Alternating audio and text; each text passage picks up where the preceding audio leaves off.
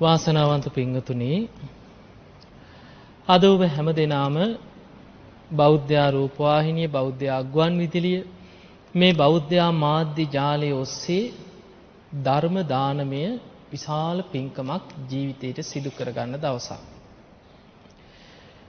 පින්වතුනි, අද දවසේ අපි කාටත් ඊටාම වැදගත් කාරණා රැසක් ධර්ම දේශනාවෙන් සාකච්ඡා කරමු.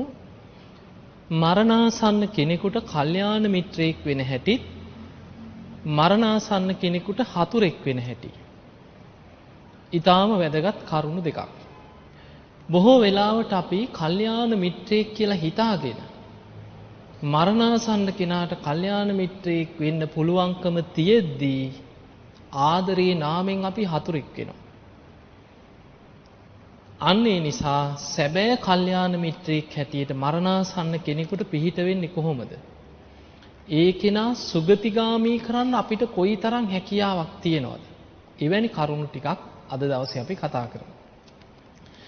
අපි ඉස්සල්ලාම බලමු මරණාසන්න කෙනෙකුට කල්යාණ මිත්‍රයෙක් වෙන හැටි. බුද්ධ දේශනා අතර තියෙනවා ඔබ අහලා ඇති නකුල මාතා නකුල පිතා කියලා. බුද්ධ ශාසනය තුල විවාහ වෙලා ගිහි ජීවිතේ ගත කරපු ශ්‍රාවකයන් අතර බුදුරජාණන් වහන්සේ පෙන්නනවා මගේ ගිහි ශ්‍රාවකයෝ ගිහි ජීවිතේ ගත කරන අය මේ නකුල මාතා නකුල පිතා ආදර්ශයට අරගෙන ජීවත් වෙන්න කියලා. ඒකට හේතුව නකුල මාතා නකුල පිතා කියන දෙන්න තුලම තිබ්බා කියනවා සම සද්ධා. දෙන්නම ශ්‍රද්ධාවෙන් සමානයි. සම සීල, සීලෙන් සමානයි කියන මේ දෙන්නා. සම ත්‍යාග, දෙන්නම ත්‍යාග සම්පත්තිය පුරුදු කරන දෙන්නේ. සම ප්‍රඥා, දෙන්නම ප්‍රඥාව දියුණු කරන අය. බුදුරජාණන් වහන්සේ මේ කරුණ ගැන පෙන්නලා බුදුරජාණන් වහන්සේ දේශනා කරනවා මේ අය මේ වගේ සද්ධා, සීල, ත්‍යාග, ප්‍රඥා කියන සමාන ගුණධර්ම වලින් යුක්තයි. ඒ නිසා මගේ ගිහි ශ්‍රාවකයෝ මේ දෙන්න ආදර්ශයට ගන්න කියලා ජීවත් වෙනකොට.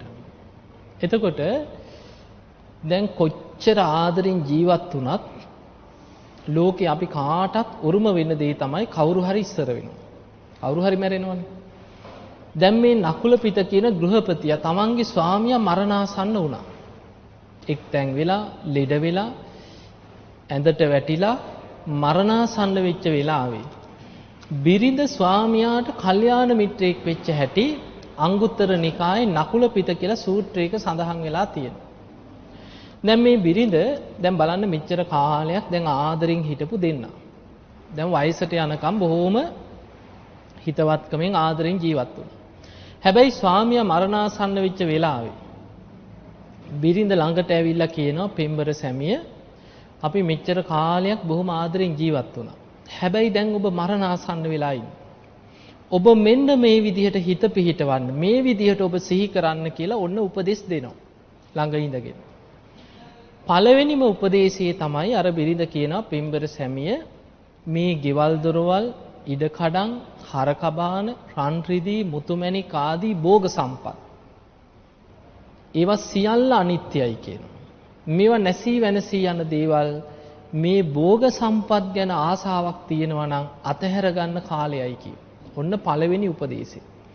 එතකොට කෙනෙකුට මරණාසන්න වෙච්ච වෙලාවේ පළවෙනියටම අතහරින්න කීවේ මොනවා ගැනද? භෝග සම්පත්. ගෙවල් දොරවල්, ඉඩකඩම්, හරකබාන, රන් රිදී, මුතුමැණික්. අද නම් යාන වාහන මේ කාලේ හරකබාන තිබ්බේ.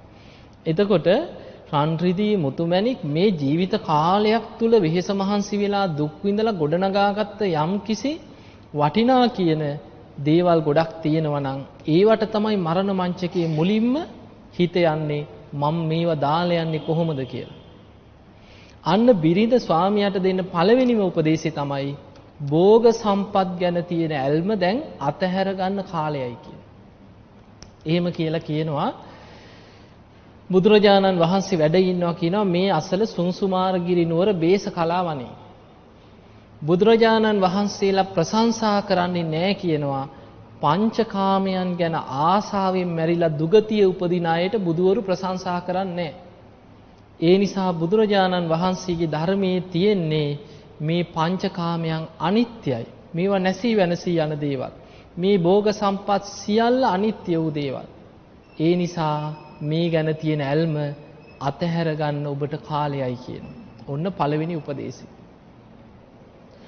දෙවනියට මේ බිරිඳ කියනවා පෙම්බර සැමිය දැන් ඔබ හිතන්න කියනවා ඔබට මෙහෙම දෙයක් හිතෙන්න පුළුවන්. අනේ මම මැරුණට පස්සේ මගේ දරුවෝ ටික අසරණ වෙයිද? බිරිඳට පුළුවන් වෙයිද මේ දරුවන්ගේ වැඩ කරගන්න? දරුවන් ගැන කවුද බලන්නේ කියලා දරුවෝ ගැන හිතා මැරෙන්නත් එපා කියලා. ඒ කාලේ තිබ්බ රස්සාවල් ගැන කියනවා මට ලොම් කටින්න පුළුවන්, මට කපු කටින්න පුළුවන්. ඒ නිසා වෙනදට වඩා මම වෙහෙස මහන්සි වෙලා දරුවෝ ගැන මම බලා ගන්නවා. ඒ නිසා ඔබ දරුවෝ ගැන හිතා මැරෙන්නත් එපා කියන. දරුවෝ ගැන හරි ඇල්මක්, ආදරයක්, ආසාවක් හිතේ මතුවෙනවා නම් එයත් අතහැර ගන්න කාලයයි කියනවා. ඔන්න දෙවෙනි උපදේශය. පළවෙනියටම අතහරින්න කිව්වේ භෝග සම්පත්. දෙවෙනියට අතහරින්න කියන්නේ දරුවන් ගැන තියෙන ඇල්ම. තුන්වෙනියට කියනවා පෙම්බර සැමිය ඔබට මම ගැන හරි හිතෙන්න පුළුවන්. අනේ මගේ බිරිඳ මන් නැති වුණොත් තනි වෙනව නේද? මේ බිරිඳ අසරණ වෙනව නේද? බිරිඳට පුළුවන් වෙයිද මේවා කරගන්න කියලා මම ගැන ඔබට මරණ මංචකේ ආදරයක්, සෙනෙහසක්, ඇලීමක් උපදින්න පුළුවන්. ඒ නිසා පෙම්බර සැමිය මම ගැන හරි ඇල්මක් තියෙනවා නම් එයත් අතහැර ගන්න කාලයයි කියවදයි. ඔන්න අතහරින්න කරුණු තුනක් කියනවා. පළවෙනි මේක මරණ මංචකේ භෝග සම්පත් ගැන තියෙන ඇල්ම අතහැරලා දාන්න කියනවා. දරුවෝ ගැන තියෙන ඇල්ම දැන් අතහරින්න කියනවා. බිරිඳ ගැනත් හිතෙන් තියෙන ඇල්ම අතහැරලා ඊළඟට හිත පිහිටවන්න කියන කරුණු පහක් තුල. පළවෙනි එක තමයි තුනුරුවන් ගැන සද්ධාව. ඒ බිරිඳ ළඟ ඉඳගෙන කියනවා පෙම්බර සැමිය අපි බුදුරජාණන් වහන්සේ ඇසුරු කරා. උන්වහන්සේගේ ධර්මය ඇහුවා. මගපලලාභී ශ්‍රාවකයන් ඇසුරු කරා, දන්පැන් පූජා කරා. උන්වහන්සේලා ගැන සද්ධාව පිහිටවන්න කියනවා. බුදුරජාණන් වහන්සේ මේ ගුණ වලින් යුක්තයි කියලා එකින් එක බුදු ගුණ කියන. දැන් අර මරණ මංචකේ ස්වාමියා වැඳගෙන අහගෙන ඉන්න බුදු ගුණනේ. බිරිඳ ළඟ ඉඳගෙන බුදු ගුණ කියලා ඔන්න සද්ධාවේ හිත පිහිටෙව්. දෙවනියට කියනවා අපි මෙච්චර කාලයක් සීලවන්ත ජීවිතයක් ගත කරා, පොයට උපෝසතේ ආරක්ෂා කරගත්තා. ඒ නිසා මේ ජීවිතේ අපි රැකපු ශික්ෂාපද ගැන හිතලා මම කොයිතරම් සීලවන්ත ජීවිතයක් ගත කරපු කෙනෙක්ද කියලා සීලේ හිත පිහිටව ගන්න කිව්වා. ඊළඟට කියනවා බුදුරජාණන් වහන්සේගෙන්, රහතන් වහන්සේලාගෙන් අහලා තියෙන ධර්මයේ මෙනෙහි කරගන්න කිව්වා. සුතවත් භාවයේ දහම් දැනුම ගැන සිහි කරලා හිත පිහිටවන්න කිව්වා. හතරවෙනි එක තමයි ත්‍යාග සම්පත්තිය, දන් දීපු ඒවා. කරපු පින් දහම්. ඒ දානමානාදී පින් දහම් ගැන හිතා මරණ මංචකේ ඒවා සිහි කරන්න. ඒකනේ ඉස්සර මිනිස්සු පින් පොත් ලියුවේ. තමන් කරන පින මරණාසන්න වෙලාවේ සිහි කරන්න පින මතු වෙනවා. පින බලවත් වෙනවා. ඒ නිසා අර බිරිඳ කියනවා කරපු පින් දහම් සිහිපත් කරන්න. අපි මේ විදියට දන් දුන්නා, මේ වගේ පින්කම් කරා, මේ වගේ පින් දහම් කරගත්තා. මේවා ගැන හිතා ත්‍යාග සම්පත්තියේ හිත පිහිටවන්න කියනවා. පස්වෙනියට කියනවා ප්‍රඥාව. ප්‍රඥාව කියන්නේ මේ පංච උපාදානස්කන්ධය ආයතන 6 ගැන අනිත්‍ය වශයෙන් සිහි කරලා ඇති කරගන්න අවබෝධය.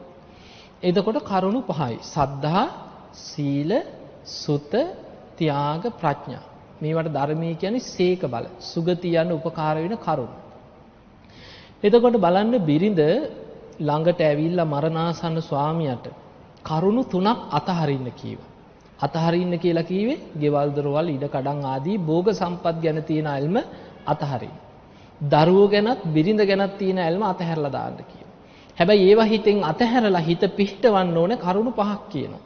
තුනුරුවන් ගැන සද්ධාව, සීලවන්තකම, දහම් දැනුම, ත්‍යාග සම්පත්තිය, ප්‍රඥාව. මේ කරුණු පහේ හිත පිහිටවන්න කියනවා. එතකොට මේ කරුණු පහේ හිත පිහිටවලා සුගතියේ හිත පිහිටවාගෙන අනිත්‍ය වශයෙන් මෙනෙහි කරන්න කිව ධර්මයේ. පංච උපාදානස්කන්ධය ආයතන ගැන අනිත්‍ය මෙනෙහි කරමින් වාසය කරන්න කිව.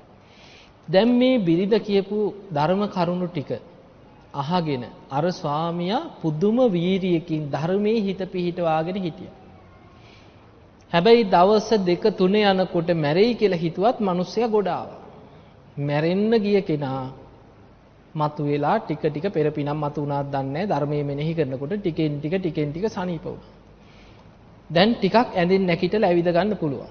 ටිකක් බිරිඳ එහාට මෙහාට යනකන් ඉඳලා හැරමිටියක් අරගෙන බොහෝම අමාරුවෙන් ඇවිදගෙන ගියා. බුදුරජාණන් වහන්සේ වැඩ හිටියා ඒ අසල සුන්සුමාරගිරි නුවර බේස කලාවනේ.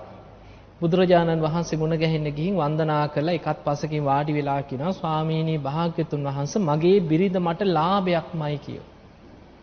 මගේ බිරිඳ මට කල්යාණ මිත්‍රයෙක්මයි කියෝ. ස්වාමීනි මම මරණාසන්න වෙච්ච වෙලාවේ මගේ බිරිඳ මට මෙන්න මේ උපදේශ ටික දුන්නා කියලා අර බිරිඳ දීපු උපදේශ ඔක්කොම බුදුරජාණන් වහන්සේට කිව්වා. බුදුරජාණන් වහන්සේ මේ සියල්ල අහගෙන ඉඳලා ඒ සියල්ල අනුමත කරා. අනුමත කරලා බුදුරජාණන් වහන්සේ වදාලා ගෘහපතිය ඔබේ බිරිඳ ඔබට කල්යාණ මිත්‍රයෙක් තමයි කියෝ. ඔබේ බිරිඳ ඔබට ලාභයක්මයි. මගේ ගිහි ශ්‍රාවිකාවන් අතර කාම ලෝකයට නොයන ස්වභාවයෙන් සීලය සමාධිය ප්‍රඥාව දියුණු කරපු යම් තාක් ශ්‍රාවිකාවෝ ඇද්ද ඔබේ බිරිඳත් ඒ අයගෙන් එක්කෙනෙක් කියෝ. එතකොට කාම ලෝකයට ආයෙමත් එන්නේ නැති ස්වභාවයෙන් සීල සමාධි ප්‍රඥා වඩාගෙන ඉන්න කෙනෙක් කියෝ. ඒ කියන්නේ අනාගාමී වෙලා. අන්න බුදුරජාණන් වහන්සේ කාරණේ හෙළිදරව් කරා. එතකොට මේක තියෙනවා දැන් ඒකනේ බුද්ධ දේශනාවකට ආවේ. බුදුරජාණන් වහන්සේ සියල්ල අනුමත කරපු නිසා තමයි බුද්ධ දේශනාවකට රහතන් වහන්සේලා සංගායනා කළ ත්‍රිපිටකයට මේක ඇතුල් වුණේ. එතකොට බලන්න බිරිඳක් මරණාසන්න ස්වාමියාට දීපු උපදේශ ටික අද ත්‍රිපිටකයේ තියෙනවනේ. අංගුත්තර නිකායේ කොච්චර වැදගත් උපදේශ වෙන්න ඕනද? අන්න මරණාසන්න මොහොතේ අර ස්වාමියාට කල්යාණ මිත්‍රයෙක් උනේ කවුද? බිරිඳ. කල්යාණ මිත්‍රයෙක් හැටියට කටයුතු කරා. ඊළඟට අපි බලමු අපි කවුරුත් දන්නවනේ දුටුගැමුණු රජුරුව ගැන. දුටුගැමුණු රජුරුව අවුරුදු 40ක් විතර තිබ්බ මේ එළාර රජුරුවන්ගේ ව්‍යසනේ. අවුරුදු 40ක යුද්ධයක් තමයි අවසන් කළ රට එක්සේසත් කරේ. එතකොට මෙවැනි මහා ශාසනික සේවාවක් කරපු රජ කෙනෙක් දිව්‍ය ලෝකේ ඉඳන් පෙරම් පුරාගෙන ආපු කෙනෙක්. අනාගත මෛත්‍රී බුදුරජාන් වහන්සේගේ අගසහු තනතුරක් වෙනුවෙන් අසංකීයකොත් කල්පලක්ෂයක් පාරමී පුරාගෙන යන කෙනෙක්.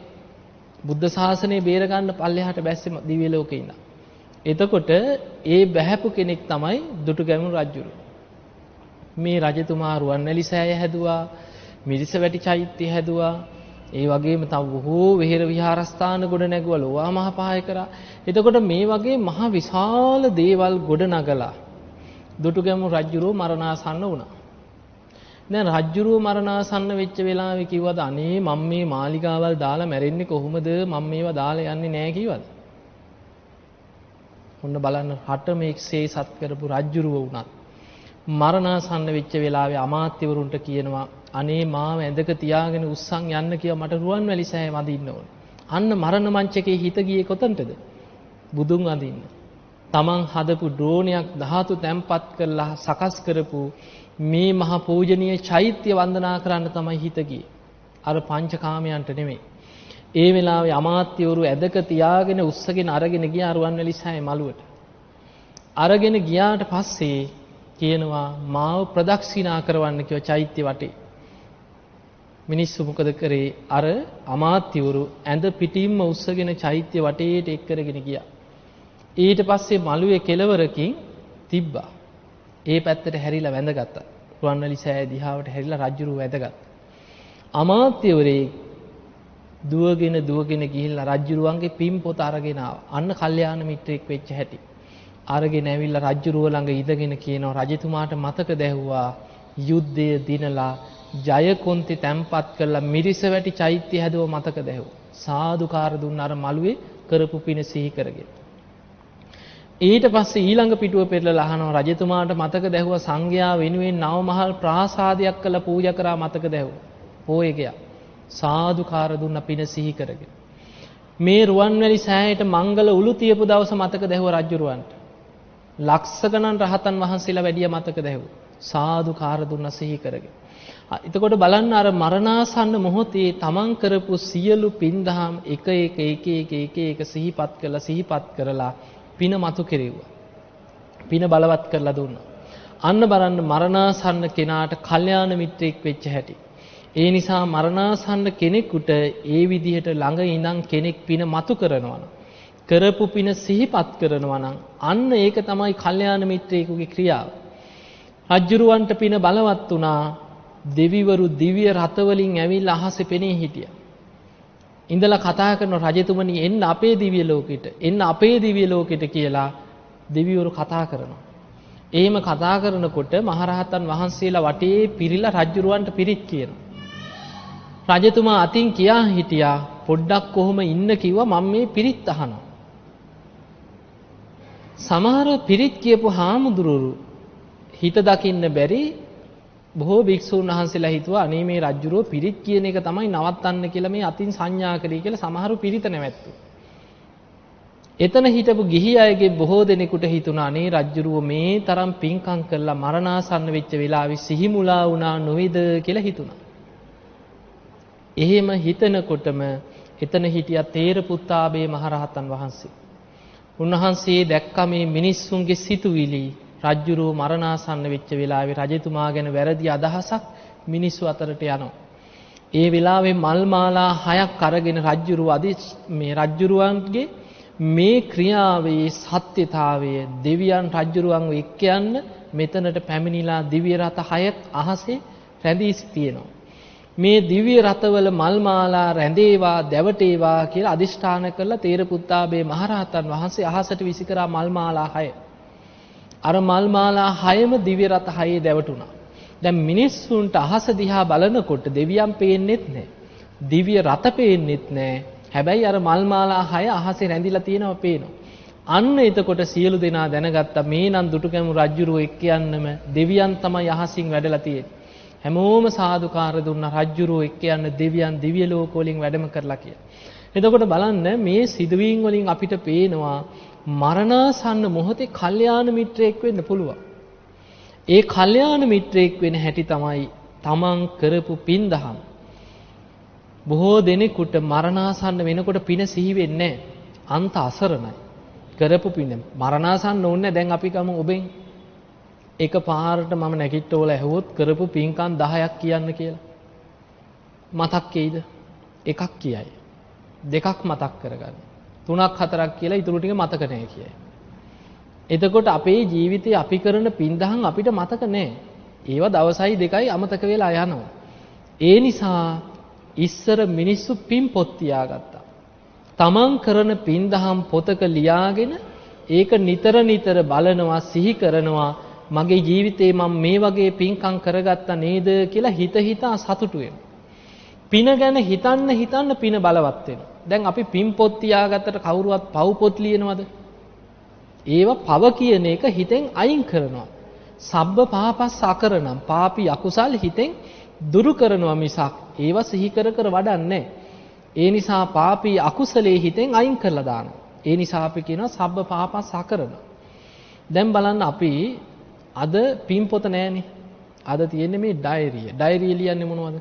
තව කෙනෙකුට බලන්න බැරි කුණු ගොඩවල්නේ තියෙන්නේ නේ. ඕක හංගලන්නේ තියාගන්න.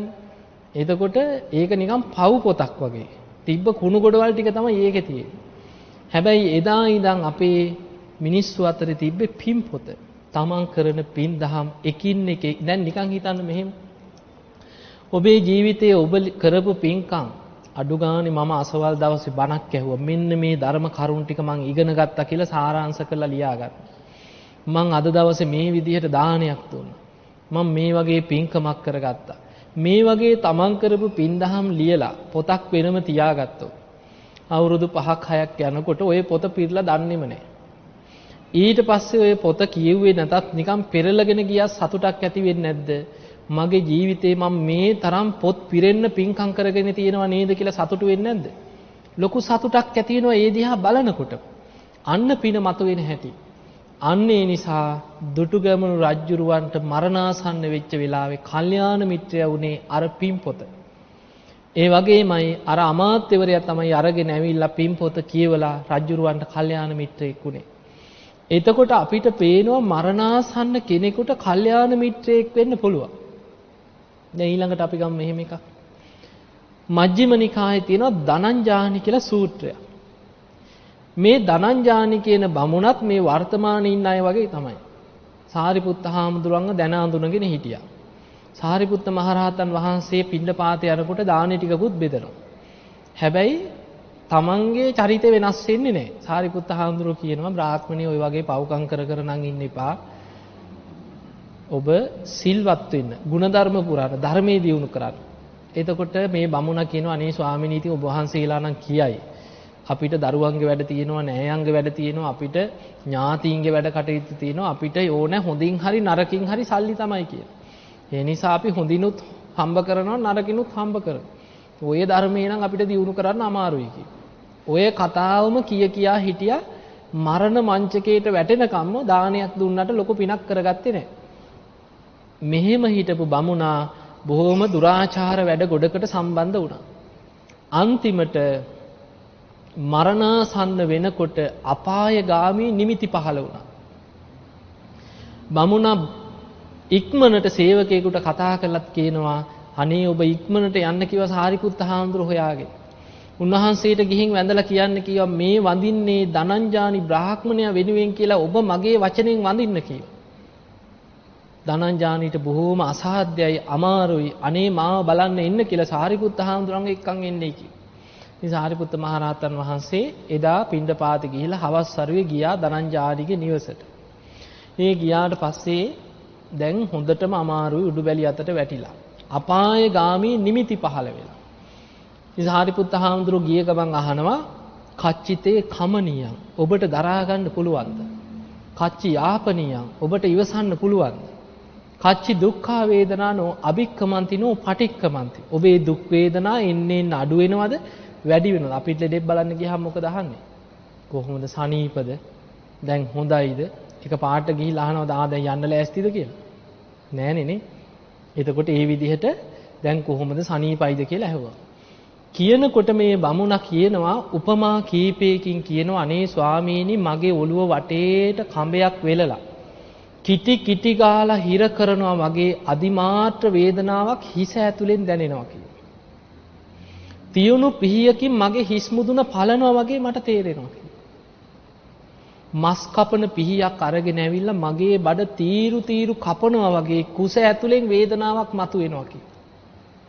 ඊළඟට කියනවා 4 දිනක් මාව උස්සන් ගිහිල්ලා ගිනි අඟුරු වලකට දාලා පුච්චනවා වගේ ඇඟම දනවා කියලා. ඔන්න නිරේගාමී නිමිති පහළ වෙන හැටි මරණාසන්න වේදනාව. මම එක සිදුවීමක් කියන්නම් දැන් ඔය බුද්ධ කාලේ වනේ. මීට මාස කීපයකට කලින් ආවා රෝද පුටුවක් අරගෙන ආවා. මම රෝද පුටු එකතු කරා ආබාධිත අයට දෙන්න.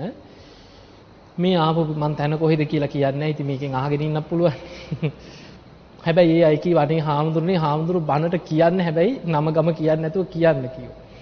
ඉතින් මේ අය ඇවිල්ලා රෝද පුටුව දීලා කිව්වා මේ හාමුදුරනේ තාත්තා නැති වුණා සති දෙකකට කලින්. තාත්තා වෙනුවෙන් තමයි කිව්වා රෝද පුටුව මේ පරිත්‍යාග කරන්නේ. ඉතින් මම කොලේ ඉල්ලගෙන හොඳට පින් දුන්නා.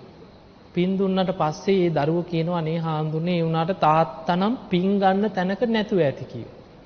ඉතින් මං ඇහුවා ඒ මොකද? හාමුදුරනේ මැරෙන්න සතියක් දෙකක් තියලා කෑ ගැහුවා කිව්වා.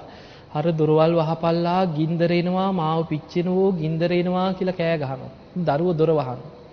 ඇයි උඹලට පේන්නේ නැද්ද මේ ජනේලෙන් ගින්දර එනවා මාව පිච්චෙනවෝ කී කෑ ගහනවා. ඊට පස්සේ ජනෙල් වහනවා. ඊට පස්සේ රෑ තිස්සේ කෑ ගහන්න ගත්තා කිව්වා මට උල් වලින් අයින්නවා මාව කපනෝ මට උල් වලින් අයින්වෝ මාව පුච්චනෝ කී රෑ තිස්සේ කෑ ගැහුවා. මෙහෙම කෑ ගහලා තමයි කිව්වා තාත්තා මැරුණේ.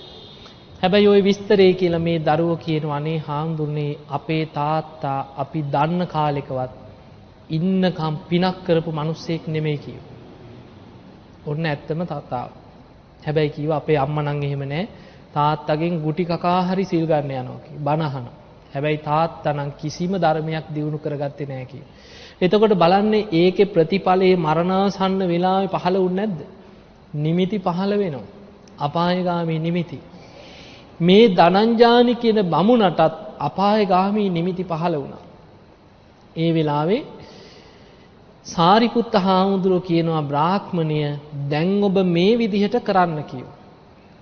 අනේ ස්වාමීනි කියන දෙයක් කරන්නම් කිව්වා. දැන් බේරෙන්න එපා කොහේ හරි එල්ලෙන්න එපා. සාරිපුත්ත හාමුදුරුවෝ කියනවා ඔබ නිරේ ආදීනව සිහි කරන්න කිව්වා. නිරේ ගැන කලකිරෙන්න කිව්වා. නිරේ කියන්නේ දුක් සහිත තැනක්.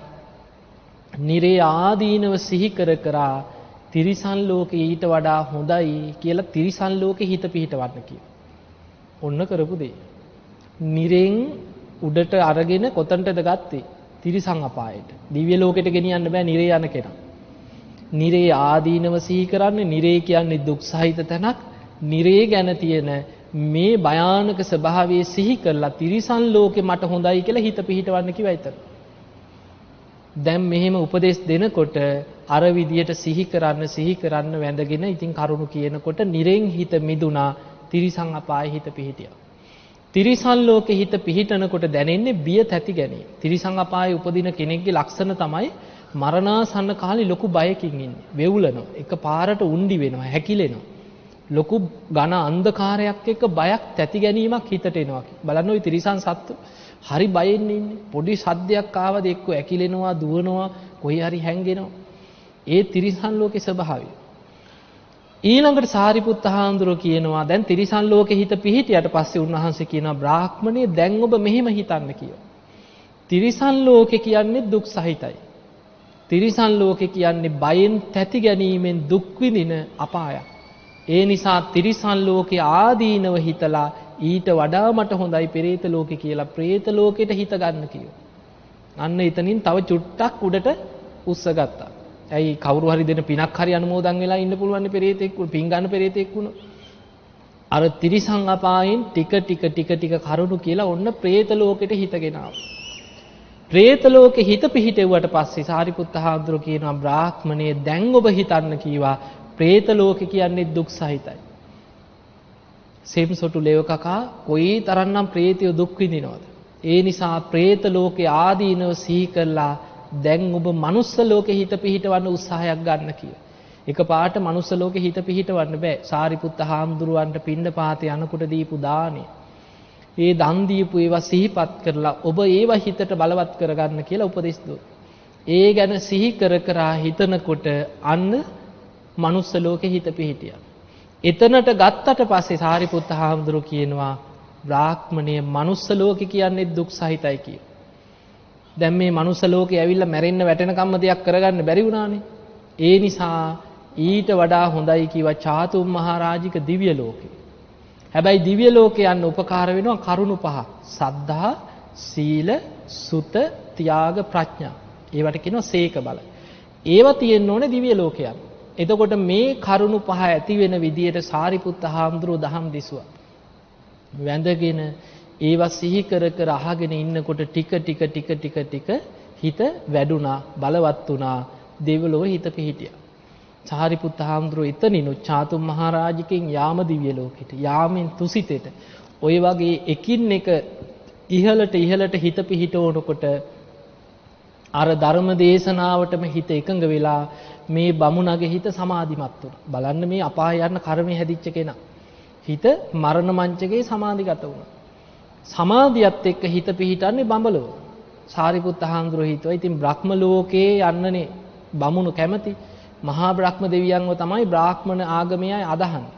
ඒ නිසා බඹලව යන්නේක මෙයාට හොඳයි කියලා සාරිපුත්ත හාමුදුරුවෝ මෛත්‍රී, කරුණා, මුදිතා, උපේක්ඛා කියන සතර බ්‍රහ්ම විහරණ ගැන කියලා දීලා උන්වහන්සේ වැඩියා. මේ බමුණා ඒ ගැනම හිත මෛත්‍රියේම හිත පවත්වගෙන ඉඳලා ටික වෙලාවකින් එහෙම පණ ගියා. මැරුණා. දිව්‍ය ලෝකේ බඹලව පහළ වුණා, බ්‍රහ්ම දේවතාවෙක් වෙලා පහළ වුණා.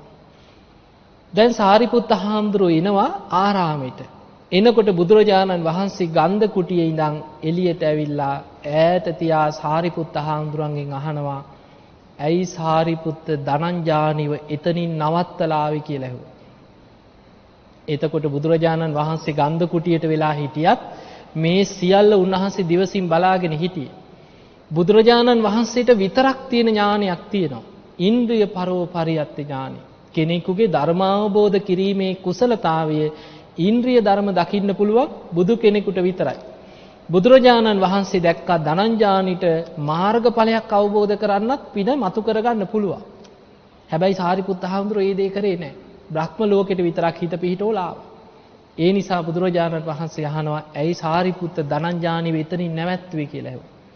එතකොට බලන්න අපිට පේනවා අර ධනංජානි බමුණ මරණාසන්න වෙච්ච වෙලාවේ අපායට යන්න, නිරේට යන්න කර්මය හැදුනේ. නමුත් නිරේ උපදින්න හිටපු කෙනා දැන් නිරේට ගියා නම් එදා සාරිපුත්ත හාමුදුරුවෝ මුණ නොගැහුණා නම් අදටත් නිරේ. එතකොට නිරේ වැටෙන්න හිටපු කෙනා සාරිපුත්ත මහරහතන් වහන්සේ වගේ කල්යාණ මිත්‍රයෙක් මරණ මංචකේ ළඟ ඉඳීම නිසා මොකද වුනේ? ධර්ම කරුණු කියලා ටික ටික හිත පිහිටවලා බ්‍රහ්ම ලෝකයට යනකම් අරගෙන ගියා. අන්න බලන්න මරණ මංචකේ කල්යාණ මිත්‍රයෙක් වෙන හැටි. එතකොට අපිට දැන් ওই ටිකෙන් අපිට තේරෙනවා මරණාසන්න කෙනෙකුට කල්යාණ මිත්‍රයෙක් වෙන්නේ කොහොමද? දැන් අපි බලමු මරණාසන්න කෙනාට හතුරෙක් වෙන්නේ කොහොමද? දැන් ওই ටිකෙන්ම තේරෙනවානේ අද අපි කල්යාණ මිත්‍රයෙක් වෙනවද මරණාසන්න කෙනෙකුට? අද අපි මේ හතුරෙක්ද වෙලා තියෙන්නේ කියලා තේරෙන්නේ නැද්ද? දැන් ඔබ හිතන්න මරණාසන්න කෙනෙක් කායික වේදනාවකින් අසරණ වෙනවා. සිහි කල්පනාව දුර්වල වෙන්නත් පුළුවන් මරණාසන්න වෙනකොට. බොහෝ දෙනෙකුට සිහිය දුර්වල වෙනකොට මැරිච්ච ඥාති ප්‍රේතයන් පේන්න ගන්න. මැරිච්ච පරම්පරාව ගැනම කියනවා. අතන ඉන්නවා මෙතන ඉන්නවා මැරිච්ච තාත්තා පේනවා ආච්චි පේනවා කී පරම්පරාවෙම නංගොත් කියන. ඊළඟට සමහරුන්ට අකුසල් සිහි වෙනවා. මම මේ වගේ පව්කම් කරා, මේ වගේ වැරදි වැඩ කරා, මේ වගේ අපරාධ කරා කියලා එක එක මතක් වෙනවා. ඊළඟ දේ තමයි පිය විප්පයෝග දුක. ඔය සියල්ල ඉදිරියේ මරණාසන්න කෙනෙක් අසරණ වෙච්ච වෙලාවේ ඒ කෙනාට ධර්මයේ සිහි කරලා සුගතියකට හිත පිහිටවන්න නැතුව අපි ඒ කෙනා වටේට වට වෙලා හූ තියන්න ගත්තොත් දාලා යන්නේ ඉපෝ කියාගෙන අපි අඬනවා, කෑ ගහනවා, හූ තියනවා, අපි කොහොමද නැතුව ඉන්නේ කියලා ඇඟට පයින්නවා, ඔළුවේ එල්ලෙනවා, කකුල් වල එල්ලෙනවා, කොණ්ඩේ කඩාගෙන පයින්නවා යකෙක් වගේ ඇඟට. ඒක කල්යාණ මිත්‍රේද හතුරෙද්ද? අවංකව හිතන්නකොනේ. එතකොට අර මරණාසන්න කෙනාට පුළුවන් ද ධර්මයක් සිහි කරගන්න? තමන් කරපු පිනක්වත් මරණ මංචකේ බලවත් වෙනවද? නෑ. අන්ත අසරණයි. එහෙම ඇඬුවා වැළපුණා කියලා ඉන්න පුළුවන්ද? හා මං යන්නේ නැතුව ඉන්නම් උඹලා කියන නිසා නතර වෙන්නම් කියලා ඉන්න පුළුවන්ද? එතකොට බලන්න කොච්චරනම් අසරණකමක්ද කියලා. ඒ නිසා මරණාසන්න කෙනෙක් වට කරගෙන අපි අඬනවා, වැළපෙනවා, හූ තියනවා, කෑ ගහනවා කියන්නේ ඒක තමයි ඒ පුද්ගලයාට කරන ලොකුම හතුරුකම. ඒ නිසා පින්වතුනි ජීවිතේ කෙනෙක්ගේ ජීවිතේ තීරණාත්මක තැන තමයි මරණ මංචකය. එතන වැරදුනොත් මරණාසන්න මොහොත වැරදුනොත් අපි මොනවා කරත් වැඩක් නෑ. ඒ නිසා මරණාසන්න මොහොතේ හතුරෙක් නොවේ කල්යාණ මිත්‍රෙක් වෙන්න ඕන. අද වර්තමානයේ නම් අන්ත අසරණයි. බොහෝ දෙනෙක් ධර්මයේ දියුණු කරගන්නේ නැතුව මැරුණොත් අන්ත අසරණයි. මේ ළඟදි මම ලෙඩෙක් බලන්න ගිහිල්ලා මම ওই බණ කලින් බණ දෙකකටත් කීවා. අනේ ඒ අම්මා මම ගිය වෙලේ ඉඳන් අනේ හාමුදුරනේ මට මැරෙන්න බෑ කියනවා. අනේ හාමුදුරනේ මාව බේරගන්න. අනේ හාමුදුරනේ මට බයයි කියලා. ඉතින් පුළුවන් ද බේරගන්න? මම කිව්වා අම්මේ අම්මත් මැරෙනවා මාත් මැරෙනවා මෙතන ඉන්න හැමෝම මැරෙනවා. රජවරු හිටියා සිටුවරු හිටියා අද පොළොව හාරලවත් හොයන්න තියනවද? ඒ නිසා අපි ඔක්කොම මැරෙනවා. ඒ ටික ඔක්කොම අහගෙන ඉඳලා ආයි කියනවා අනේ උනාට හාමුදුරනේ මට මැරෙන්න බෑ කියලා. එතකොට මොකද කරන්නේ? ඉතින් පිරිත් නූලක් බැඳලා එන්න වෙන මොනව කරන්නද නේ? ඔන්න දැන් මේක මම පහුගිය දවස් දෙක තුනේ බණ දෙක තුනකට කීවා. පන්සල් වල මම බණට යනවනේ ධර්ම දේශනාවලට. ඒ ගියාම පොල්ගහවිල පැත්තේ පන්සලකදී මං හිතන්නේ හාමුදුරු නමක් මට කියනවා අනේ ඥානදීප අපේ මේ දායක සභාවේ හිටපු උපසභාපති මහත්තයා කි.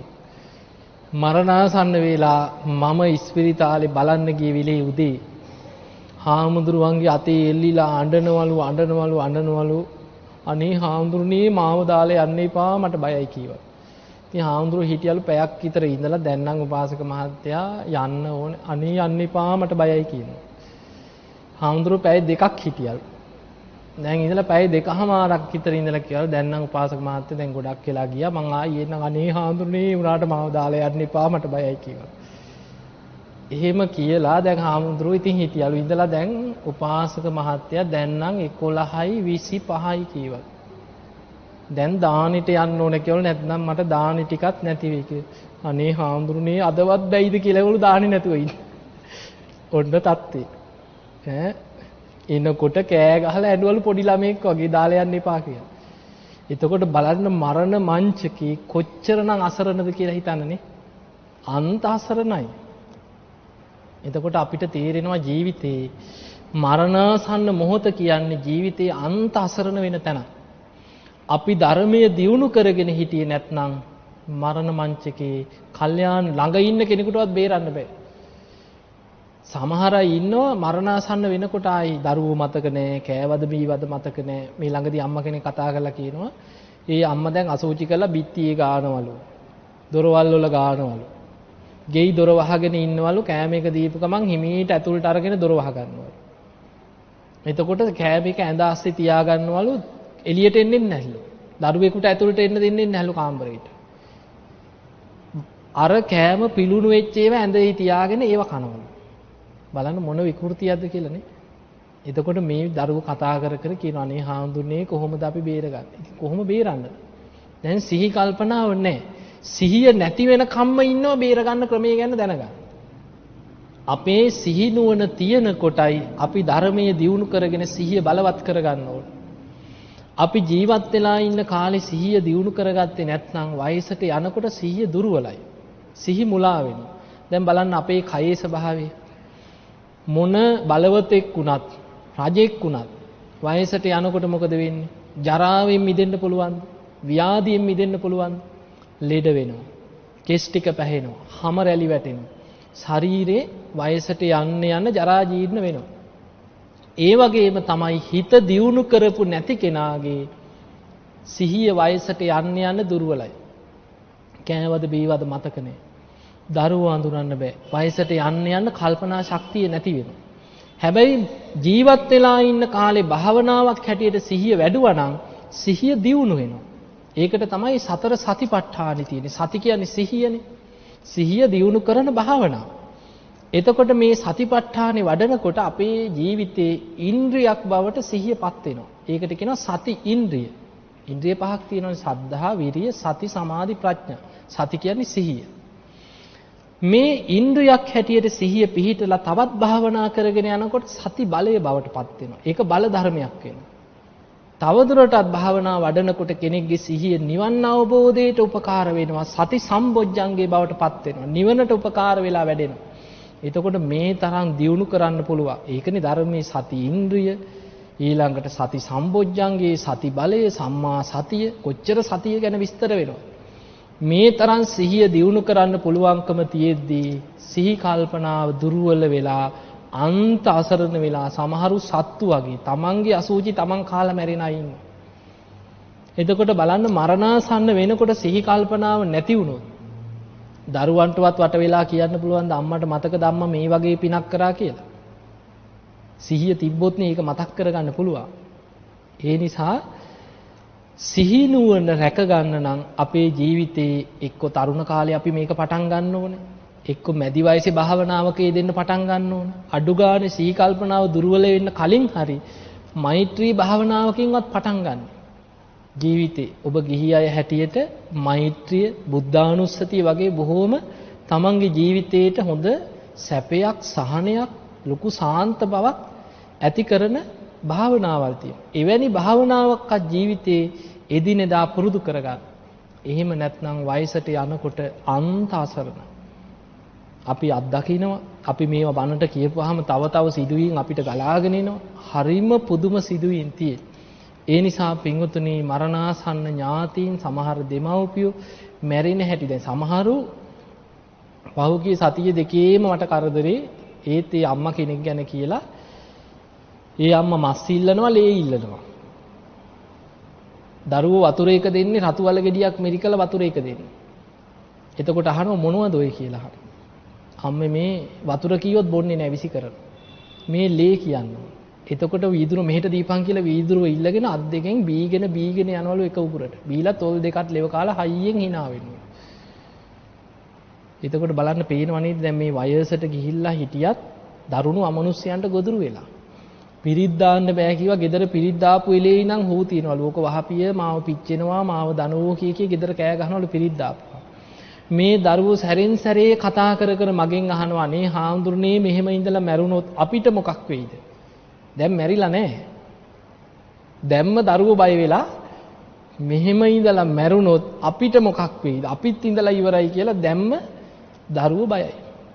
එතකොට බලන්න කොච්චරනම් අවාසනාවන්ත තත්ත්වයක්. ඒ නිසා ඔය වගේ අන්ත අසරණ තත්ත්වවලටපත් වෙන්නේ ජීවිතේ ධර්මයක් නැතුව ජීවත් වීම තුළ. ඒ නිසා පින්වතුනි මේ ලැබෙන අවස්ථාවෙන් උපරිම ප්‍රයෝජනයක් ගන්න. දැන් බලන්න බුදුරජාණන් වහන්සේගේ ධර්මය. මීට අවුරුදු 10කට 15කට කලින් හිතන් මේ රටේ බණක් ඇහුනේ අර රජයේ ගුවන් විදුලියක විතරනේ. ඒකටත් පොයේට විතරනේ බණ ගියේ. ඊට පස්සේ බදාදට බණ ගියා, ඉරිදට බණ ගියා. අද එහෙම නෙමෙයි. අද පැය 24ම බණ යන නාලිකා තියෙනවා. දැන් බුද්දිස් channel එකේ පැය 24ම බණ. ගුවන් විදුලියකුත් තියෙනවා. එතකොට ඕඩ තරම් දැන් FM නාලිකා ගත්තත් හැම එකම ධර්ම දේශනා, ධර්ම සාකච්ඡා පොයේ දවසට බලන්නකො. රූපවාහිනියක් කොහෙට කරකුවත් බණක් නේ. අද රටේ විශාල වශයෙන් ධර්මයේ ඇහෙන කාලයක්. අපරාධ පැත්ත වෙනම යනවා. පවුකාරයෝ වෙනම අපායට යන මාර්ගය හදාගෙන වෙනම මෘග සංඥා පහළ වෙච්ච කොටසක් ඉන්නවා. හැබැයි ධර්මීය දියුණු කරගෙන යන ධර්මයේ හැසිරෙන ඒ වගේම කොටසකුත් ඒ පැත්තෙනුත් ඉන්නවා. ඒ නිසා ධර්මයේ දියුණු කරන කෙනාට ධර්මයේ දියුණු කරගන්න හොඳම කාලයක් අද මේ ඔබට ලැබිලා තියෙනවා. ඒ නිසා මේකෙන් උපරිම ප්‍රයෝජනයක් ගන්න ජීවත් වෙන ක්‍රමේ වෙනස් කරන්න. ඔය යන රටාවටම අපේ අම්මා ජීවත් වෙච්ච විදියට, අපේ ආච්චිලා හිටපු විදියට, අපේ ඥාතීන් ජීවත් වෙච්ච ක්‍රමවේදයටම හිටියොත් නම් ඒ අය ගිය තැන් වලටම තමයි යන්න වෙන්නේ. අවංකව හිතන්නකෝ. නිකන් අපි අවංකව හදවතට එකගව හිතුවොත් අපේ මැරිච්ච අම්මා, මැරිච්ච ආච්චි, මැරිච්ච සීයා, මැරිච්ච මාමලා, බාප්පලා එක එක්කිනා ගැන හිතාගෙන යන්නකෝ. කොහේ කියලාද ලන්නේ? හදවතින්ම හිතන්න. ඒ අය ඒකාන්තයෙන්ම සුගතියේමයි කියලා අපිට විශ්වාසයක් තියනවද? නෑනේ. අපේ අම්මා මැරුණා තුසිත දිව්‍ය ලෝකයේ ඇති. අපේ තාත්තා නැති වුණා චාතුම් මහරජික දෙව්ලොව ඇති. නැති වෙච්ච විල්බර්ට් අයියා තව්තිසා දෙව්ලොවත් ඇත්තේ. කොහොමද ගෙවල් වල කතා වෙන්නේ? එතකොට බලන්න අවංකව අපේ හිත දන්නවනේ. එතකොට අපිත් ඒ විදිහටම නම් ජීවත් වෙන්නේ. ඔය කාලා බීලා කීයක් හරි හම්බ කරගෙන ওই රූපවාහිනියක් බලනවා. මොකක් හරි පවුලේ විස්තරයක් හරි ගමේ විස්තරයක් හරි රටේ කුණු ගොඩක් හරි කතා වෙනවා, රණ්ඩු වෙනවා, ආයි හිතවත් වෙනවා. ඉඳලා හිටලා බණක් අහනවා. එදා කාලා බීලා නිදාගත්ත උදේ නැගිට ඔය වගේම නම් අපි මේ යන්නේ. අපිටත් අර ඥාතීන්ට අත්වෙච්ච ඉරණමම ඉදිරිය අත් වෙන්න ඉඩ තියෙනවා. ඒ නිසා ජීවත් වෙන ක්‍රමේ වෙනස් කරන්න. පුළුවන් තරම් ධර්මය අහන්න පුරුදු වෙන්න. උදේ ඉඳන් හවස වෙනකන් ගෙදර වැඩ කරන්න, දරුවන්ගේ වැඩ කරන්න, යුතුයකම් කරන්න, ඒ සියල්ලත් එක්ක අනවශ්‍ය දේවල් ඔය ටෙලිනාට්‍ය, රටේ කුණු ගොඩවල්, චිත්‍රපටි ඔක්කොගෙම අයින් වෙලා උදේ ඉඳන් හවස වෙනකන් බණ අහන්න පුරුදු වෙන්න. කාලයක් යනකොට Taman දන්නේම නැහැ හොඳ දහම් දැනුමක් Tamanට ගොඩ නැගිලා. අන්න එහෙම ධර්මයේ ගැන දැනුවත් වෙනකොට ටික ටික ජීවිතේ ධර්මයට අනුව හිමීට Taman දන්නේම නැහැ ධර්මානුකූලව හැඩගැහිලා. අන්න ඒ නිසා ධර්මයට අනුව ජීවිතේ හැඩගස්ස ගන්න සුගතිය යන්න නම් මෙන්න මේ කරුණු පහ පුරුදු කරගන්න. තුනුරුවන් ගැන සද්ධාව දවස ගානේ දියුණු කරගන්න. සීලය පිරිසිදුව තියාගන්න. දවස ගානේ Taman දිහා බල ශික්ෂාපද ටික රැකගන්න. සුත දහම් දැනුම. ත්‍යාග සම්පත්තිය කියන්නේ Tamanගේ ශක්ති පමණින් පුළුවන් තරම් පින්කම් කර පින් දහම් රැස් කරන්න. ජීවිතයේ අනිත්‍ය ගැන මෙනෙහි කරමින් ධර්මයක් ගැඹුරු දෙයක් හිතන්න. ගැඹුරු විදර්ශනාවක් මෙනෙහි කරන්න. ඒ තුල තමයි ප්‍රඥාව වැඩෙන්නේ. ඔය කරුණු පහ දියුණු කර ගන්නවා නම් ඔබට සුගතිගාමී වෙන මාර්ගයකට ඇතුල් වෙලා මේ නිවන් මඟට පැමිණෙන්න පුළුවන්. එහෙමනම් ඔබ හැමදෙනාම දැඩි අදිෂ්ඨානයක් ඇති කරගන්න. මේ ලැබිච්ච දුර්ලභ මනුස්ස ජීවිතය අවසන් වෙන්න කලින් මමත් අප්‍රමාදීව ධර්මයේම දියුණු කරලා ධර්මයේම අවබෝධ කරගන්න කෙනෙක් බවට පත් වෙනවා කියන අදිෂ්ඨානය ඇති කරගන්න. පින්තුනි අද ධර්ම දේශනාවෙන් ධර්මානුශාසනාවෙන් අපි රැස් කරගත්ත සියලු පුණ්‍ය ධර්මයන් සියලු දෙවියන්ට අනුමෝදන් කරමු. දෙවියෝ මේ පින් දැක බලා අනුමෝදන් වෙත්වා. දෙවියන්ගේ දිව්‍ය ආශිර්වාද වර්ධනය කරගෙන සියලු දෙවියෝ වහවහ සසර දුකින් අත මිදේවා කියලා සාදු කියමු. අද ධර්ම දේශනාවේ දායකත්වයේ දරන්නේ ගෝමස් ගාඩන් අබේසේකරපුර රාජගිරියේ පදිංචි චමින්ද කලන්සූරිය, ඒ වගේම හසිත සඳකැලුම්, කසුන් එරන්ද, අසංක සංජය, නිලාන් ගයන්ත, දමිත් කුරුවිටගේ, ඒ වගේම පෙරුම් මල්ලවාරච්චි, නලීන් චින්තක, නුවන් අසංක, හේමන්ත නිරෝස් කියන මේ පිරිස, ඒ වගේම පවුලේ අය, දූ දරු ඥාතීන් හිතවතුන් සියලු දෙනාම එකතු වෙලා ධර්ම දේශනාවේ දායකත්වයේ දරන.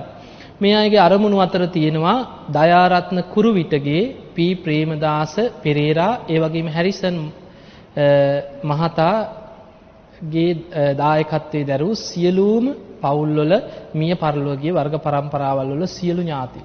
මෙහෙම කල්පනා කරගන්න නම් සඳහන් කරා හෝ නොකරා හෝ තමන් නමෙන් මිය පරලෝකීය වර්ග પરම්පරාවල් වල සියලු ඥාතීන් හිතෙන් සිහි කරගෙන මේ ධර්ම දානමේ පින මිය පරලෝකීය සියලු ඥාතීන් සිහි කරගෙන අනුමෝදන් කරන්න. සියලු ඥාතීන් මේ පින් දැක බල අනුමෝදන් වෙත්වා. ඒ අයගේ පරලෝක ජීවිත සැපවත් වේවා, සුවපත් වේවා, වහවහ සසර දුකින් අත මිදේවා කියලා සාදු කියලා පින් අනුමෝදන් කරන්න. ඒ වගේම බෞද්ධ රූපවාහිනියේ ගරු සභාපති දරණාගම කුසල ධම්මනාහිමිපාණන් වහන්සේට, කාර්ය මණ්ඩලයේ ලෝකවාසී හැම දෙනාටම, දේශකයන්න් වහන්සේටත් සෙත් ප්‍රාර්ථනා කිරීම අරමුණු අතර තියෙනවා. ඒ වගේම දායකත්වයේ දරූ නම් සඳහන් කරපු ඔබ හැම දෙනාටමත්, ඔබේ පවුල්වල සුජීවත්ව වාසය කරන දූදරු ඥාති හිතමිත්‍රාදී හැම දෙනාටමත්, ඔබට ධර්මයේ හැසිරෙන උදව්පකාර කරන කල්යාණ මිත්‍ර සියලු දෙනාටමත් මේ සියලු පින හැම දෙනාටම ඒකාකාරී උපකාර වේවා. කාය චිත්ත පීඩා දුරු වේවා. ගන්න හෙළන හුස්ම රැල්ලක් පාසා, තබන පියවරක් පාසා තුනුරුවන්ගේ ආරක්ෂාව රැකවරණයම සැලසේවා. ඔබ හැම දිනාටම උතුම් වූ ධර්මාවබෝධයේ පිණිස මේ ධර්ම දානමේ පිනම උපකාර වේවා කියන ප්‍රාර්ථනාව ඇති කරගන්න. ඕම වැඳ ගන්න අභිවාදන සීලිස්ස නිච්ඡං වද්ධා ප්‍රචායිනෝ චත්තාරෝ ධම්මා වඩ්ඩන්ති ආයුවන්නෝ සුඛං බලං ආයුරාෝග්‍ය සම්පatti සග්ග සම්පatti මේවච අතෝ නිබ්බාන සම්පatti මිනාතේ සමිච්ඡතු. හැම දිනාම නිදුක් වේවා, නිරෝගී වේවා, සුවපත් වේවා, සුවපත් වේවා, සුවපත් වේවා. හැම දිනාටම තෙරුවන් සරණයි.